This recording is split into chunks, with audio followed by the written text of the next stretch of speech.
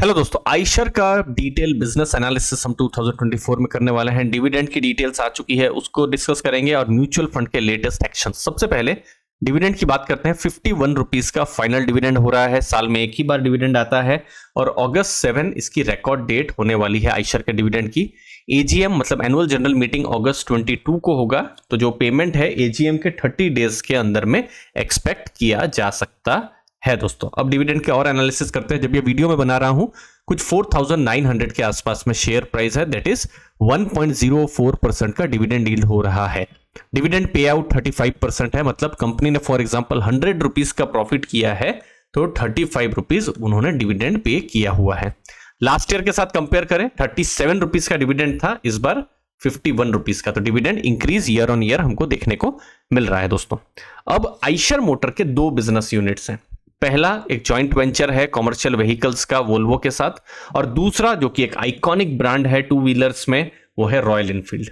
और royal Enfield India में तो है ही, लेकिन अमेरिका, कनाडा, यूके, नेदरलैंड्स, इन सब जगह में भी ये ब्रांड है। दोस्तों अगर आप देखेंगे FY24 जो साल खत्म हुआ है, टोटल वॉल्यूम्स जो रहे हैं वो हाईएस्ट एवर वॉल्यूम्स रहे हैं। इनफैक्ट अगर आप देखेंगे जो पीक ग्रोथ का टाइम चल रहा था, जो 2011 से लेकर 18 तक हमको देखने को मिला था, फिर बाद में थोड़ा स्टेगनेंट हमको देखने को मिला, और 2000 जो FY19 अगर आप ऐसा मान सकते हैं, वहां से 2022 जो FY है थोड़ा नीचे की तरफ जाने को देखने को मिला, और ये एक इंपॉर्टेंट पीरियड था जब हमको कोविड का भी इंपैक्ट देखने को मिला था। ठीक है, बट लास्ट 2 साल से फिर से हमको वॉल्यूम्स इंक्रीज होते हुए नजर में आ रहे हैं। दोस्तों मार्केट शेयर भी यहां पर गेन हो रहा है जब हम बात कर रहे हैं, लेकिन यस जैसे 125 सीसी से ऊपर जो गाड़ियां हैं उसमें रॉयल इनफील्ड का अगर शेयर देखेंगे थोड़ा घटा है, लेकिन ओवरऑल मोटरसाइकिल में एक स्टेबल मार्केट शेयर हमको देखने को मिल रहा है। टोटल अगर आप सेल्स देखेंगे, वॉल्यूम्स देखेंगे तो इंक्रीज हुआ है। रेवेन्यू फ्रॉम ऑपरेशन अगर आप देखेंगे 16,536 करोड़ है, इंक्रीज हुआ है, हमको ईयर ऑन ईयर इंक्रीज होता हुआ नजर में आ रहा है। एबिटा की हम बात करेंगे 4,327 करोड़ का एबिटा है।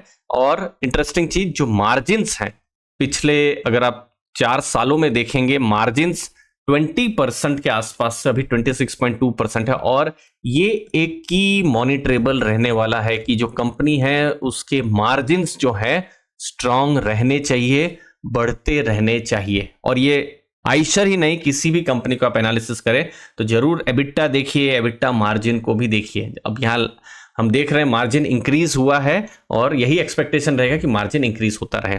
अब मार्जिन इंक्रीज हुआ है तो प्रॉफिट्स पर भी इंपैक्ट आया है। प्रॉफिट्स भी अगर आप देखेंगे 4001 करोड़ का हुआ है। ईपीएस 146 का हमको देखने को मिला है। अब ईपीएस 146 है या जो प्रॉफिट 4000 करोड़ का है, तो जो पीई रेशियो है वो 33 के आसपास हमको अभी फिलहाल देखने को मिल रहा है। तो एनालिसिस यहां पर हम लोग वैल्यूएशन का भी कर लेते हैं जल्दी से। यहां पर आप देखेंगे 42 का मीडियन पीई रहा है 10 इयर्स में, लेकिन ये हाई पीई उनको 2014, 15, 16 उस समय मिलता था। फिर जैसे जैसे हमने देखा कि थोड़ा स्टेगनेंट और वो सब हो रहा है, खासकर 2018, 19 से, तो पीई जो उनको वैल्यूएशन है कम मिलने लगा। और लास्ट अगर हम 5 साल की बात करेंगे तो उनको 36 का पी मिल रहा है, तो उसके कंपैरिजन में सस्ता ही है। 3 ईयर का अगर हम देखेंगे तो 37 है।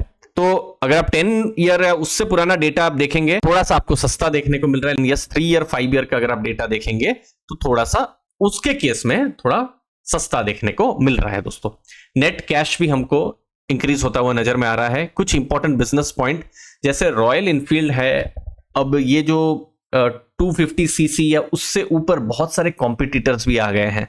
अब कॉम्पिटिटर्स आने से किस तरीके से उनके मार्जिन्स पे इंपैक्ट पड़ेगा वो देखना है, मार्केट शेयर पर इंपैक्ट पड़ेगा वो देखना है। लेकिन बहुत सारे नए प्रोडक्ट्स भी पाइपलाइन में हमको देखने को मिल रहे हैं। इनफैक्ट FY25 में हमको इलेक्ट्रिक मोटरसाइकिल भी देखने को मिल सकती है।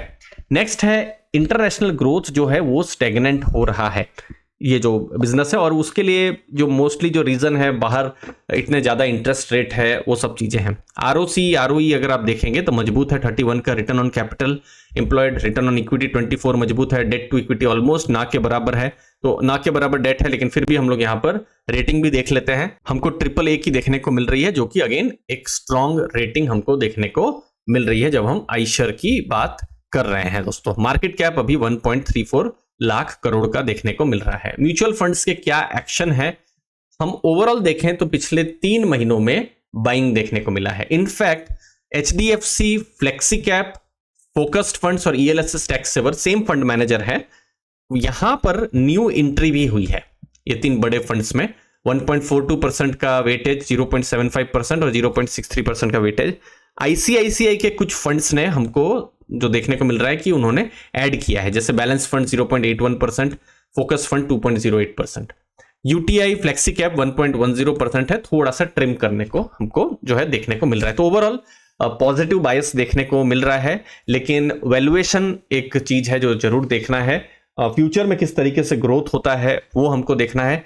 लॉन्ग टर्म के एवरेज के हिसाब से थोड़ा सा महंगा है, लेकिन यस 3 साल 5 साल के हिसाब से हमको वैल्यूएशन कंफर्टेबल देखने को मिल रहा है। तो दोनों ही तरफ के डेटा हमको अलग अलग बातें कह रहे हैं।